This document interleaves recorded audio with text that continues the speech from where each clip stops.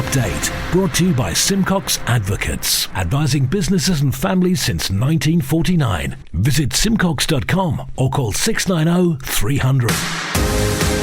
Manx Radio's Update with Andy Wint.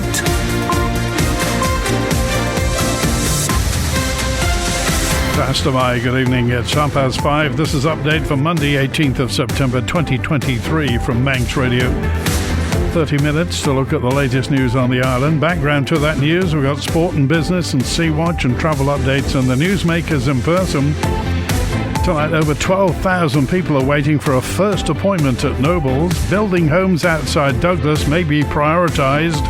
Douglas Coal Fund applications are up 50%. The Southern 100 fan who's raised £17,000 in donations, and who wants to run the Cosy Nook for the next 3 years. Man Benham for all your business and legal needs. First of all, at 29 minutes ahead of 6 o'clock, the Update news headlines. Faster My, Siobhan Fletcher. Faster My. Police are appealing for the public's help in finding a missing person. Officers say 39-year-old Jamie Barrow is not in any trouble, but they need to check he's okay. He was last seen wearing a grey cap with a button on it, a black hoodie and black and grey work trousers. Towns outside of Douglas could be set to grow as government reassesses its planning policies. It was recently announced the strategic plan, a document which gives rules and guidance to planners, is being reviewed. As we enter the colder months, one of the oldest charities on the island is anticipating sustained increased demand for support. Last year, the Douglas Coal Fund saw a 50% increase to households seeking help as energy prices surged. Further afield, the Met Police say they've received a report of sexual assault dating back to 2003, following an investigation into allegations against Russell Brand.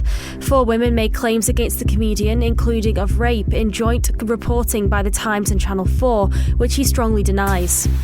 A plane carrying 5 Americans, including one who's also British, have been freed by Iran in a prisoner swap, and it's landed in Qatar. The family of British-American Iranian Morad Tabaz says they are overjoyed at his release. And more than 60,000 people have signed a petition calling for the scrapping of a blanket 20-mile-per-hour speed limit for residential roads in Wales. The new default zones took effect yesterday. They're your headlines. News at 6. Man Benham. Contact us by phone, video call, email or face-to-face. We're happy to connect with you. Manx Radio Weather with Manx Glass and Glazing.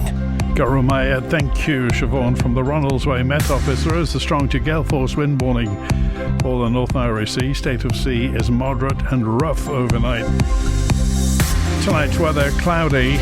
Some more heavy rain coming in and a strong west-southwesterly across the Isle of Man, down to 10 degrees Celsius. For tomorrow, Tuesday, more rain becoming lighter and patchier on the strong to near gale force southwesterly. Top temperature 17, but it won't feel much like that in the wind and the rain. Overnight minimum 13 degrees. And for Crane, rain at first on Wednesday, then dry with sunny spells on the strong southwesterly, which will ease throughout the day. Daylight maximum 17. Sunsets tonight, 28 minutes past 7. Low water, 27 minutes past 8. High tide, 14 minutes after 2 a.m. Sunrise, 4 minutes before 7. Low water, 24 minutes before 9. Tonight's boat is going and the Bristol EasyJet is late in and out. Manx Glass and Glazing can supply and install single, double and triple glazing. Call 674 573 or visit the showroom on the Snugborough Trading Estate.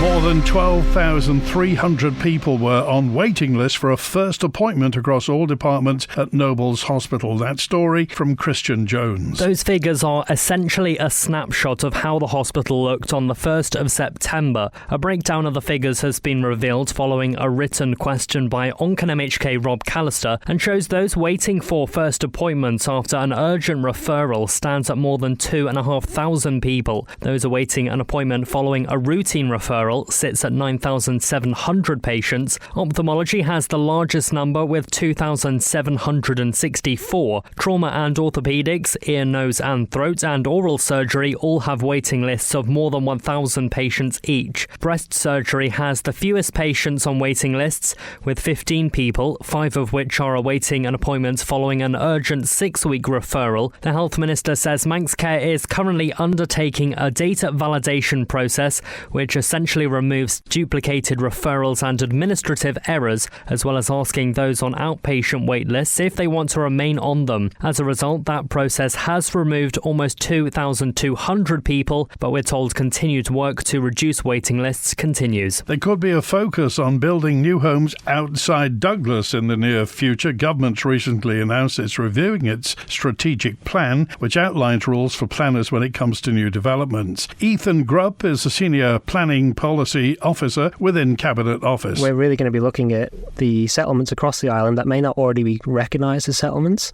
try to find additional opportunities where we could develop and where communities need room to grow. At the moment, most of the housing is focused around Douglas because the current strategic plan says so. That's something we can look at in the future, and we can maybe put more houses perhaps in Ramsey or perhaps in Peel or perhaps in the south where we had the Castletown housing land review because there wasn't enough houses identified at the time. So it's a lot of opportunities for us there to really help those smaller communities. Obviously with housing, that's being quite an important one because at the moment the current strategic plan methodology of calculating housing is quite crude. So we basically just take residents in private households and number of households, divide it to get a average household size, and then add 4% for choice and churn in the market. That's effectively the calculation. At the very first stage of that, you're already excluding a portion of the population in institutional care, for instance. So we've commissioned the objective assessment of housing needs, so we'll start looking at that much more holistically, and then we can actually get targets for first-time buyers, for instance, care home, as well as how many 2-beds, 3-beds, 4-beds, etc. we need. So we will be looking at, obviously things like the census and conducting our own surveys ourselves to try and really get to grips with what the needs are in different areas and what people are actually doing for employment. This is the most listened to Isle of Man news source, and Manx Radio's Update is the Isle of Man's most downloaded news podcast. A Manx Charities said it's anticipating even more demand this year after seeing a 50% increase in requests for help last year. The Douglas Coal Fund offers vouchers to help with energy bills, says its treasurer Steve Fuller. Well, we're anticipating at least what we had last year, and again, we are trying to get the message out there again that we are available to help. Again, we are a smallish charity. We would love to be able to increase our income threshold and reach out and help more people, but there is only certain limits of what we can do. Last year, I think we had over 120% increase on the amount of financial assistance we passed out. There must be people out there who are suffering, and we do hear people reaching out just during the summer who have got big gas or electricity bills that have landed on them, who fall outside our thresholds, and we regrettably are not able to help them. So how does Douglas Coal Fund actually fundraise? Is that primarily just through public donations, or do you receive regular grants at all? We don't actively go out and fundraise ourselves, and traditionally we've had a number of businesses and private individuals who support us and provide us with funding. We also have a couple of charitable trusts, and in addition, we've had some money from the Manx Lottery Trust over the last few years. So the last year, we ended up obviously in a position where we distributed more than we received in, which is the first time for a while. How is Douglas Coal Fund looking financially? Previous trustees and treasurer were very prudent in providing a fund in the background that would, in their estimation, would give us at least if all funding dried up, we could continue to operate for a couple of years. And although there is a deficit from last year, it's not eaten into that fund in a significant way yet. We couldn't operate without the support of the utility companies because they accept our vouchers against people's bills. And avid Southern 100 road racers, volunteer and fundraisers now raised over £17,000 for the racing club over the last 27 years after presenting her latest donation to the organisation. Tricia Clegg tells us what it means to her to help the Southern 100. She's also joined by the club's chief timekeeper keeper Kevin Brooks. It means a lot because my late husband Gordon was involved with the Southern 100 from the very first year, and when he was dying, he asked me to carry on supporting the club, and I said of course I would do anything I can, and I've kept that promise, and hopefully I can do it for a bit longer. They're absolutely marvellous. They are spot on with everything they do. They have a very good, working relationship all together, doing what they love most. You might not see people for months on end, but then all of a sudden something will come along and we'll all get together and it's like it was only yesterday. It's absolutely it's essential. She puts an awful lot of effort into these things, and like you say, so many years she's been doing this. Every year she comes up with a magnificent cheque to present to the club, and we really appreciate her efforts and everything she does for us.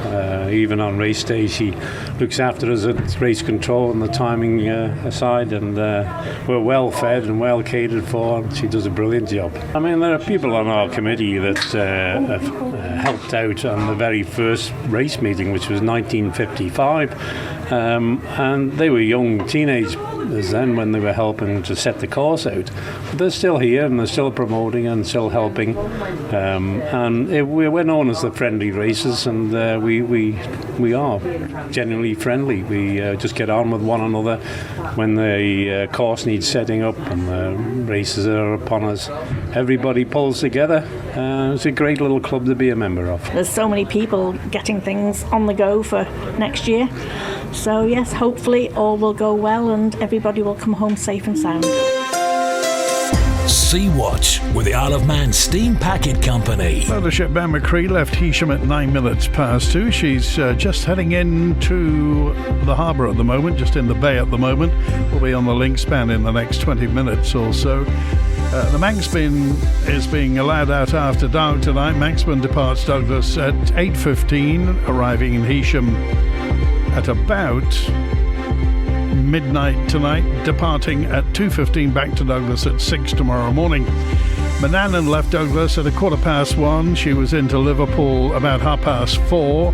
Will be departing at 6:30 this evening. Hopefully back tonight around 10 o'clock. Tomorrow morning's departure, if it goes ahead, is 8:45 Ben McCree to Heysham. To give the sailing every opportunity to take place, a final decision will be made by the master at 7 tomorrow morning. Like the Steam Packet on Facebook for the latest sailing information. There's a chance to give your views on cancer services at centres in the UK and here on the Isle of Man. It's part of the Cheshire and Merseyside Cancer Alliance Roadshow from the charity Teresa Farragher. We're working with the Cheshire and Merseyside Cancer Alliance. They're bringing staff over to try and capture the views of those who've had treatment in the UK and find out what their experience is. We have lots of people who are having cancer treatment in UK specialist trusts that work alongside Manx Care as part of our partnerships, and we're developing our relationship with the Cancer Alliance. They want to hear the views of people that have had the experience of being treated at those UK specialist hospitals for specialist cancer treatments, and it's your way of contributing to that and getting those views captured. We always need service user views on what the experience is like, and in order to design services that support the patient throughout that journey, we need to ensure that we've captured those views, and our services should be based on that. Is there a reluctance, do you think, among some people to actually come forward and talk about it? In some areas there may be. I think it's important to make sure that those views are heard, whether that's the person themselves or a family or carer of that person. I think it's always good to have that. And it could be that you've had a really positive experience. It could be that things haven't gone to plan.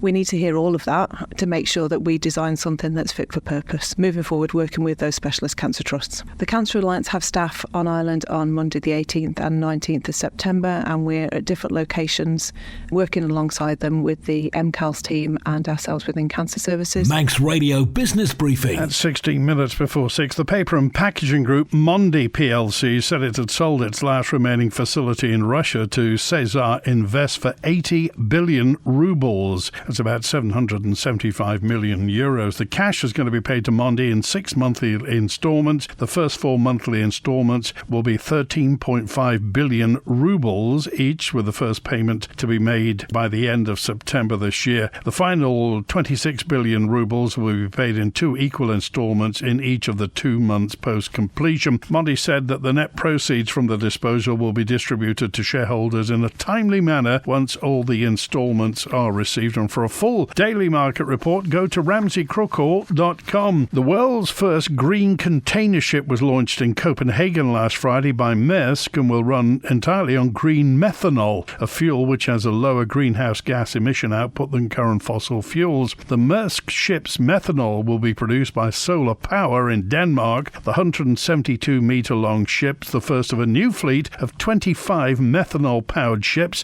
which the shipping and logistics company hopes to fully launch by 2030. The green ships are expected to save 2.75 million tonnes of carbon dioxide a year, and the move comes as new EU rules about emissions will hit the shipping industry, as from early 2024 shipping companies will be required to buy EU carbon credits to cover 40% of their emissions. By 2025 that goes up to 70%, and by 2026 100%. According to the UN, the shipping industry currently contributes 2.8% of the world's greenhouse gas emissions, and the cruise industry is also beginning to implement changes to lower emissions. Hurtigruten, the Norwegian line often seen in Douglas Bay, is hoping to launch a zero-emissions ship with solar-powered sails by 2030. The Stock Market Report, brought to you by Ramsey Crookall. UK and European stock markets closed sharply lower at the start of the trading week. The US dollar and most currencies were flatlining. There was a Japanese holiday, but other things came into play. Global oil benchmark Brent crude rose, with investors focused on the prospect of a widening supply deficit, and gold edged higher. The numbers now from Ramsey Crookall at the close in London. The FTSE 100 down 0.75% at 7,652. The DAX in Frankfurt down just over 1% at 15,727. A short time ago in New York City, the Dow Jones Industrial up almost 0.2% at 34,679. The tech stocks index, the Nasdaq, is up 0.3% at 15,246, and in Chicago, the S&P 500 up 0.25% at 4,460. In the exchange markets, the British pound sterling trading at $1 24 cents, €1 15.9 cents, and 23 South African rand 55.4 cents. In commodities, gold's up 0.3% at $1,929 per troy ounce, and a barrel of Brent crude's up 0.5% at $94.72. You've got an investment plan? Yeah, Mike set it up. But don't you need loads of money to do that? Not this one. It's called Shearwater from Ramsey Crookall, and you pay in monthly as little as £100. So it's like saving regularly, really helping us invest in the future. For a house, or the kids' education. £100 a month? I could easily do that. You should.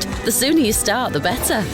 Invest in your future with as little as £100 a month. Shearwater from Ramsey Crookall, the island's investment specialist for 75 years. Call 717171 or visit ramseycrookall.com. Licensed and regulated by the Isle of Man Financial Services Authority. Faster Mile on Manx Radio. It's 12 minutes before 6. This is Update. I'm Andy Wint, and a charity set up in the memory of a local man is marking 10,000 heart screenings since it was founded. The target was reached at this weekend's event, and here from Craig's Heartstrong Foundation is the chairman, Paul Healy. Turnout was very good. I mean, Saturday was really, really busy, but we had 368 people in over the weekend, which is a great number for us.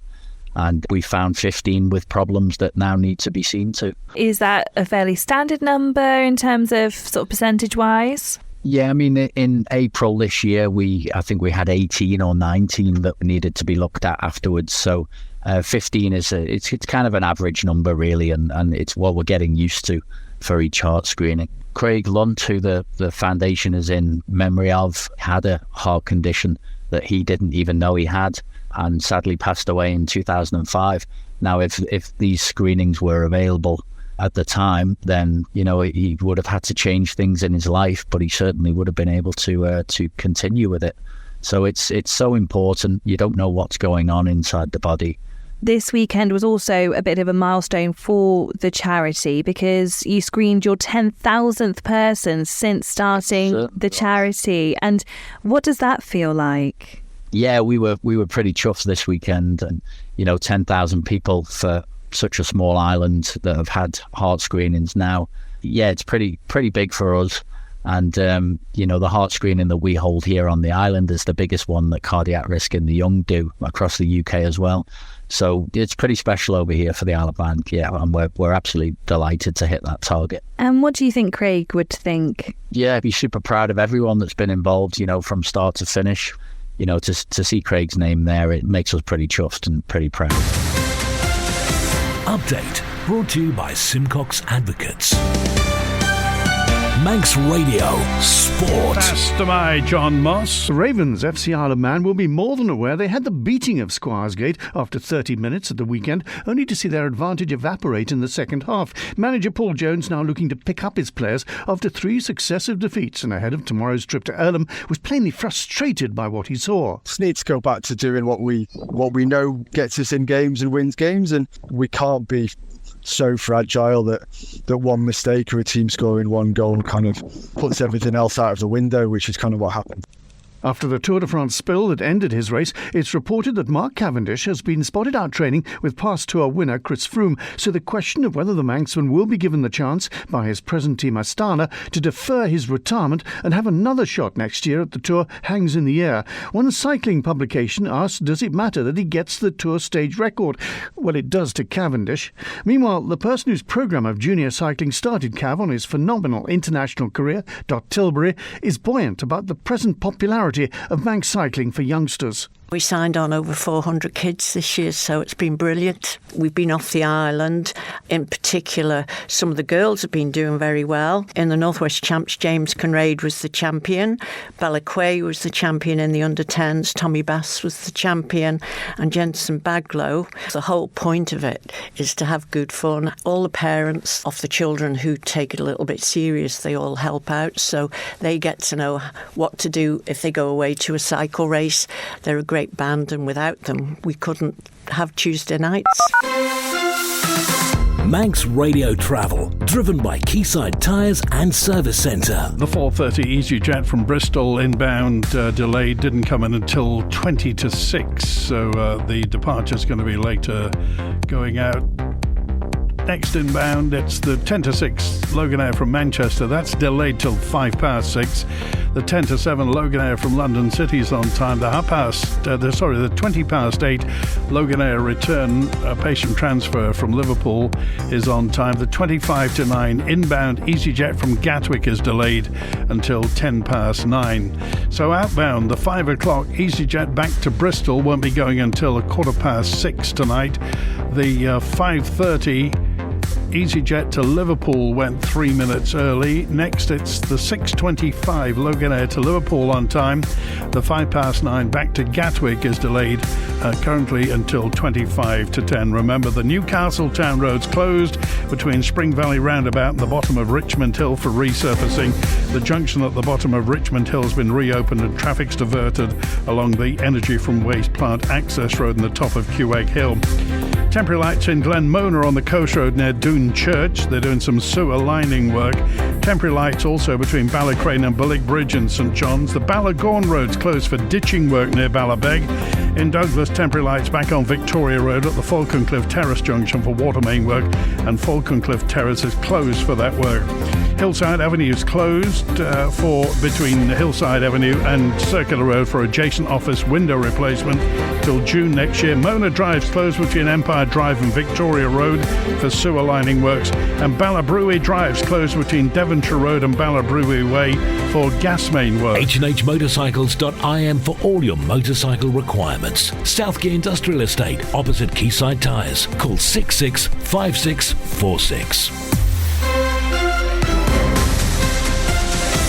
Update, brought to you by Simcox Advocates, advising businesses and families since 1949. Visit simcox.com or call 690 300. Fast by. After the news at 6 o'clock tonight, Agenda will be on with Phil Gaughan talking to Tanya August Hansen MLC. Port Erin commissioners have invited local businesses to operate the Cosy Nook Cafe for the next 3 years.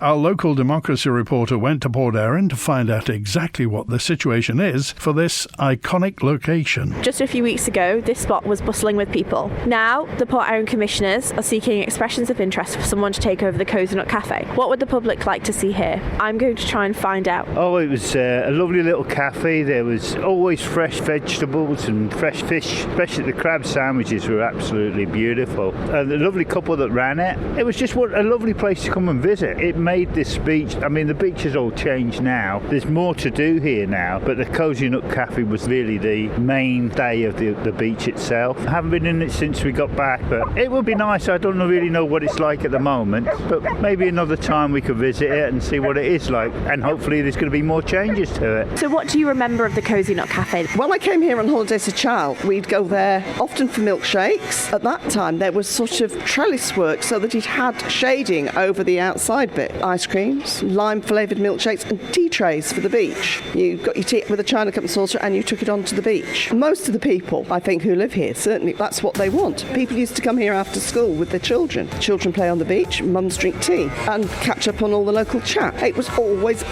busy. One thing I do remember about the Cosy Nook Cafe was years ago when it was kind of a small place to come to. It wasn't something where people would come for the sake of being looked at or being special about being there. It was actually something where local people could actually go have a cup of coffee or tea and then obviously go back into Port Erin and do their shopping, or sometimes bring the children to the beach. So it has totally changed now due to the fact that it's becoming more trendy, and as one of my friends pointed out, a very Instagram sort of place to hang out at. The Cosy Nook is currently operated by Foraging Vintners, and I invited the current tenant Ian Swindles to talk about whether they would be seeking to run it again, but he declined the interview. That's it for Update tonight, compiled from resources of Manx Radio News Department. Thanks to newsreader Siobhan Fletcher, producer Amy Griffiths. So Agenda after 6 o'clock, Chris Kinley with the greatest hits. Time for Brass with Ian Cotcher at 9 tonight. Dave Moore's on The Late Show from 10 through till midnight. And Update returns tomorrow at 5:30. WINT